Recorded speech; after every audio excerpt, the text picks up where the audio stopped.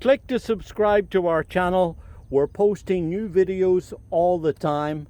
And here on the nursery, where we grow over 2,000 different varieties of outdoor garden plants, ones that have been selected for their reliability and performance in our region, that's the Northeast and Mid-Atlantic states.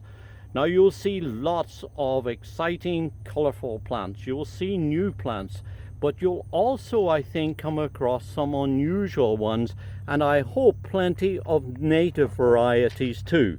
Take, for example, this highly unusual native shrub that's a selection of our native buttonbush. This is Cephalanthus magical Moonlight, a really very good selection of a species that grows right across the northern part of North America, right up into Canada.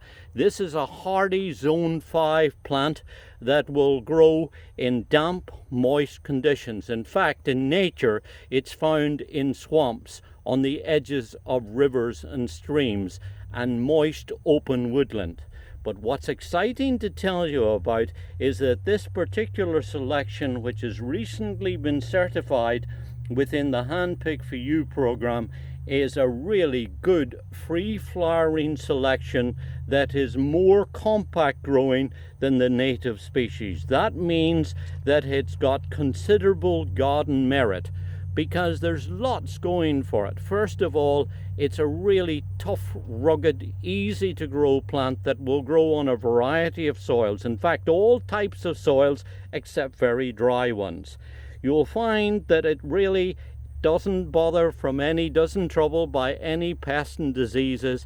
And then in midsummer, when it starts to flower, it will carry these highly unusual Sputnik-like flowers that it carries prominently on new growth. And when you look at the flowers up close, they're really interesting. They look like little round pin cushions with lots of pins stuck into them. And what's neat about these is that they're packed with lots of nectar. That means that they're very attractive to things like hummingbirds and pollinating insects, and particularly butterflies. Tiger swallowtails just love to come to visit these flowers. So you can see how with this you're going to have something that's an attractive rounded plant that gets to about 5 to 8 foot high, produces all of these flowers from midsummer into late summer into early fall, and will also, if you trim it back, carry its flowers a little later than that too, because as you see, it's busy making lots of flower bud on its new young growth.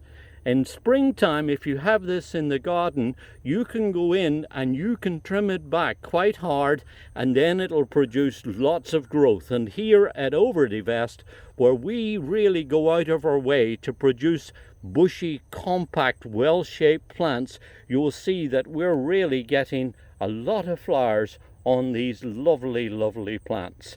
So if you're looking for something to put by, say, the side of a water feature, if you've got a stream or a pond, it will actually grow in shallow water too. A couple of inches of water, you'll find that it will actually grow right in that shallow water.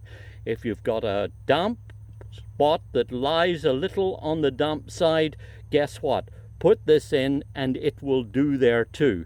In fact, it will grow very well in average soil too. I would suggest that if you're worried about it, that you dig in plenty of organic matter when you plant it, and that will certainly help to sustain it, and mulch it, of course.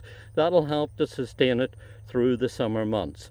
So if you're looking for something that's a really good, reliable native plant that will bring in lots of winged visitors, that's hardy, that doesn't really need much care and attention, and certainly will provide lots of interest for any garden visitors that you have coming, then you can certainly look forward to growing a really good native selection. This is Cephalanthus magical Moonlight.